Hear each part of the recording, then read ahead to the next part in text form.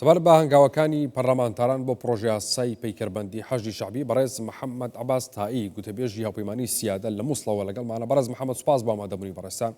ئەمریکا زیاتر لە جارێک و لە ڕێگەی نەردەی تایبەتی سەرۆکی ئەمریکاوە و هەڵسوڕێنەری کاروباری باڵۆسخانەی وڵاتەکەیەوە لە بەغدا ینی هۆشداری داوەتە حکوومەتی عێراق سەبارەت بە ئەو گروپانی کە لە لیستی تیۆری ئەمریکایان. پێ دوایە دەبێت عێراق چۆن مامەڵە بکات؟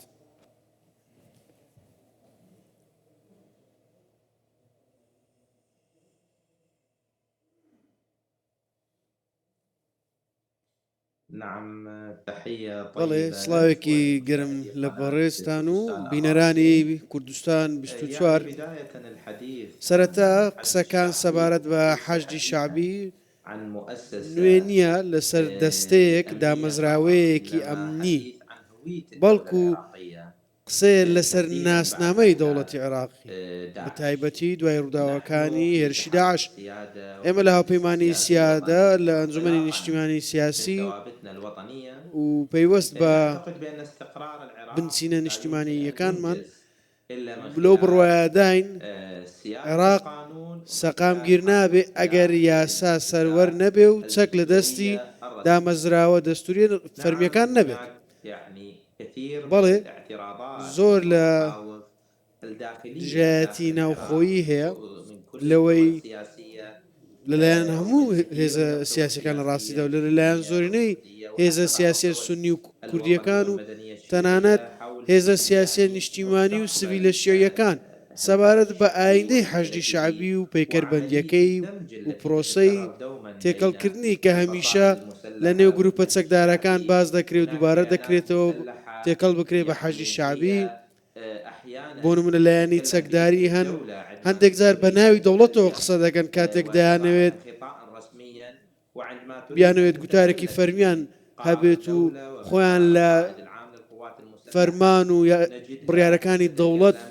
بە دوور بخەنەوە یاخود پێشگوێی بخەنەوە گروپێکی چەکداریش مامەڵە دەکەن. بۆیە هێزی نێودەوڵەتی بە دیاریکراوی ئەمریکا مەرجیانی بۆ داناوە، مەرجی بۆ حکوومەتی ئایندە داناوە و بۆ هێزە سیاسیەکانیش مەرجی بۆ داناوە کە دەبێ چەک لە گروپە چەکدارەکان بسەندرێتەوە. بۆیە لە ڕۆژانی ئایندەدا لەوانەیە دوو ڕووداو هەبێت، لەوانەیە ڕێکاری سیاسی و یاسایی هەبێت. بەڵێ هەندێک لایەن هەن لە نێو چوارچەوەی هەماهەنگی باس لە دەرکردنی یاسایەک دەکەن و یاسای ژمارە چلی ساڵی 2019 هەموار بکرێتەوە، داوای هەموارکردنەوەی دیکە دەکەن بۆ ئیمتیازاتی دیکە وەرگرن بۆ ئەم دامەزراوێش ئیمتیازی دیکەی هەبێت،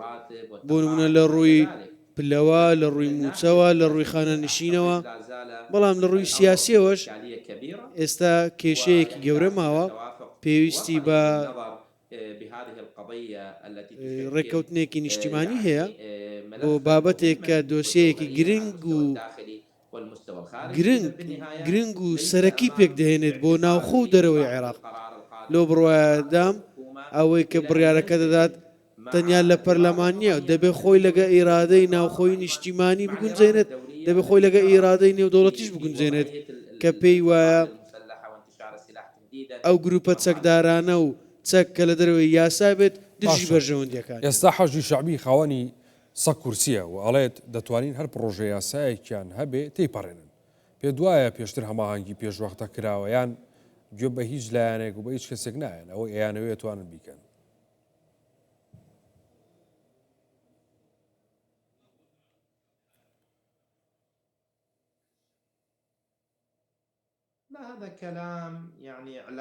ئەم قسەیە تەنیا بۆ ڕاگەیاندە هەندێک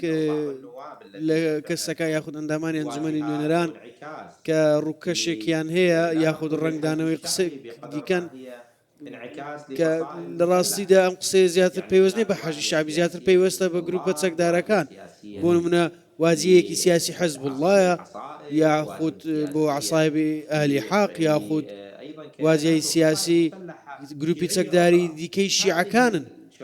ئەم کەسایەتیانە کە نوێنەرایەتی ئەو ڕووکەش واجیهانە دەکەن هەوڵ دەدەن لەو ماوەیەدا پێیان بگەینن یاخود پەیامی پێشوەختە بۆ پروپاگەندەی بگەینن کە بە جەماوەری خۆیان دەڵێن ئێمە دەتوانین ئەو یاسایە دەربکەین بەڵام نەخێر لە ڕاستیدا ئەمە زۆر لەوە سەختترا بەڵام گروپە یاخود لایەنە شێعیەکان و سوننەکان ئەوان زیاتر دەتوانن ڕێگری لە دەرکردنی و یاسایە بکەن تەنانەت بەشێکی گرنگی چوارچەوەی هەمانگیش دژی دەرکردنی تێپەڕانی و یاسایە دەکرێت تەنانەت پێشتریش بینیمان پێش هەڵبژاردننی ساڵی 2025 هەستان بە شاننەوەی ئەو پرۆژە یاسایە لە پەرلەمان و یارمەتی دەربوون لە تێنەپەڕاندن ئەو لایەنانە زۆرینەی گروپ ئەو لایەنە سیاسیانە وەکو ئەو قسانەی کە بە ئاشکرا دەیڵێن مامەڵە ناکەن بۆ نمونە هەندێک قسە بە ئاشکرا دەکەن بەڵام لە نهێنیدا پاشگەز دەبنەوە بەم شێوەی مامەڵە ناکەن گوێڕایەڵی ئەو قسە و فەرمانانە دەبن کە لەلایەن ئەمریکاوە دەردەکرێت باش لە هەڕەشەکان تێدەگەن باش تێدەگەن لەوەی کە ئەمریکا لە دژیان بوەستێتەوە چۆن دەبێت و چەکیان لێ دەستێنەوە ئێمەش باز لەوە دەکەین چەک لە نێو دامەزراوەکانی دەوڵەت بێت و بە هیچ شێوەیەک یاسای حەشدی شاوی تەنەپڕێت ئەمە لە بەرژەوەندی عێراق سەرەتا ناکرێت سیادە و هەیبەتی دەوڵەت لە عێراق بە شێوەیەکی ڕاستەقینە بمێنێت ئەگەر بوونی چەک بە شێوەیەکی ناوەندی نەبێت جگەلەوەش ئێمە چەندین قەیرانمانەیە قەیرانی ئابووریمانەیە پێویستە عێراق ئابوووریەکەی سەقامگیر بکات دەرفەتی کار زیاد بکات ئێمە دەزانین کە سەرمایه‌دار کەسێکی ترسنۆکە سەرمایه‌دار چۆن دێتە عێراق ئەگەر چەک لە دەرەوەی یاسا بێت و سەر بە دەوڵەت سەری ئەوەش دەکەین ئەو چەکە هەڕەشێ لەسەر دیموکراسیە زۆر ئاشکرایە هەڕەشێ لەسەر دیموکراسیە کەواتە کاردانەوەی ئەمریکا چی دەبێت کاک محەممەد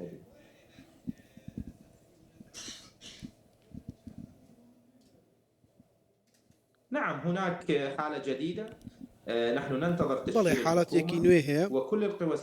ئێمە چاوەڕێین حکوومەت پێک بێنرێت هەموو هێزە سیاسەکان تێدەگەن کە ئیرادەیەکی نوێ هەیە ناوچەیەکی نوێ هەیە هەموو ڕوبەڕووی ئەو ئیدارە نوێی ئەمریکا دەبنەوە سەرۆکێکی نوێ هەیە لە ئەمریکا بە ناوی دۆناڵد ترامپ زۆر بە ئاشکرا قسە دەکات هەر شتێک بڵێت دەیکات جێبەجێی دەکات ئەو بەڕێز ترامپە پەیامی هەڕەشەی ناردووە بۆ خاوەن بڕیارەکان سەبارەت بە بابەتی چەکدانان و کۆکردنەوەی چەک لە دامەزراوەکانی دەوڵەت بۆ نمونە ئەو لایەنانەی کە نوێنەرایەتی چەند لایەنێک دەکەن لە حکوومەتی عێراق پەیامیان پێگەێنراوە هەروە ئەوە لەوانەیە بابەتێکی زۆر سەرەکی و زەق بێت لە بەردەم سەرۆکی حکوومەتی ئایندا باشە تێپەڕاندنی پرۆژه یاسای پەیکەربەندی حەشدی شەعبی نابێتە هۆی کێشە بۆ پێکێنانی حکوومەتی داهاتوو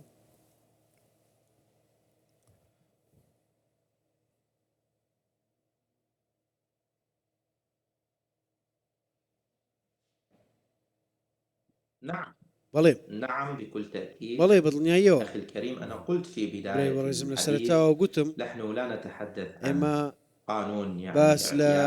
یاسایەکی ئاسایی ناکەین باز لە دامەزراوەیەکی ئەمنی ناکەین ناکرێت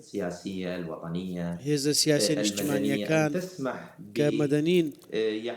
ڕێگە بە بەهێزکردن یاخود بە دامەزراوەیکردنی قەوارەیەکی چەکداری بکەن کە هێزی سیاسی دیاریکراو یاخود پێکاتەیەکی دیاریکراو بەهێزتر دەکات بێ ڕەچاوکردنی ئەوەی کە دامەزراوەی ئەمنی عێراقی وەکو شێوەیەکی گشتی لە بەرژەوەندی هەموو پێکاتەکانی عێراقە بۆیە ئێمە بەدڵنیاییەوە ئێمە نامانەوێت مافی ئەو شەڕکەرانە فرامۆش بکەین کە لە دژی ڕێکخراوی داعشی تیرۆریستی شەڕیان کرد ئێمە لەگەڵەوەیدایان ماف بەو شەڕکەرانە بدرێت بەڵام لە هەمان کات دەبێ ئەم دامەزراوانە ڕێک بخرێنەوە ئەوانی کە شەڕیان کردووە بە شێوەیەک ڕێک بخرێنەوە لە ژێر ناونیشانێک بن کە بکەوێتە ژێر دەسەڵاتی فەرماندەی گشتی هێزە چەکدارەکان نەک بەرەو ئاراستەیەک هەنگاو بنین تغذى على کە گروپ موارد الدولة پێک بهێنرێت لەسەر سەرچاوەکانی دەوڵەت بژی يعني تنتفخ و هەوڵ بدات گەورەتر بێت و فراوانتر بێت لە ڕووی سەربازی و ئەمنی و ئابووریەوە بەهێزتر و گەورەتر بێت لەسەر حسابی دەوڵەت بێ ئەوەی فەرمان لە فەرماندەیگشتی هێزە چەکدارەکان وەرگێت و لە هەمان کاتیش هەوڵ بدات بە شێوەیەک کار بکات کە لە پێناو بەرژەوەندی نیشتیمان و بەرگریکردن لە نیشتیمان بێت کە هەر وەک چۆن دەبینین هەموو گروپێک و هەموو سوپایەک لە جیهان بۆ بەرگریکردن لە وڵات کار دەکات بەڵکو ئەم گروپانە لەسەر هزری حزبەکەیان کار دەکەن لەوانەشە بیانوێت بەرگری لە چەند شخص کەسایەتیەک و مەرجعیەتێک بکەن کە لە دەوڵەتی دیکەدا بۆیە بینیمان پێشتر هەڕەشە لەوانە کراوە لە ئایندەش هەڕەشە لەسەر سەقامگیری عێراق دروست دەکەن ئەمانە هەمیشە هەڕەشە بوون ئەمە تەنیا جۆرە قسانە نییە کە چەند کەسێکی سیاسی لەنێو چوارچەوەی هەمانگی باز لە تێپەڕانی و یاسایە دەکەن نەخێر لە بڕواایەدا گفتوگۆ و تواوتوی سیاسی زیاتر دەکرێت چ لە ناوخۆ چ لە دەرەوە. بەڕێز محەممەد عەباس تائی گوتەبێژی پەیمانی سیادە لە مووسڵەوە لەگەڵ مامی سوپاس بە ئامادەبووری بەڕێستان بەخێر بێن.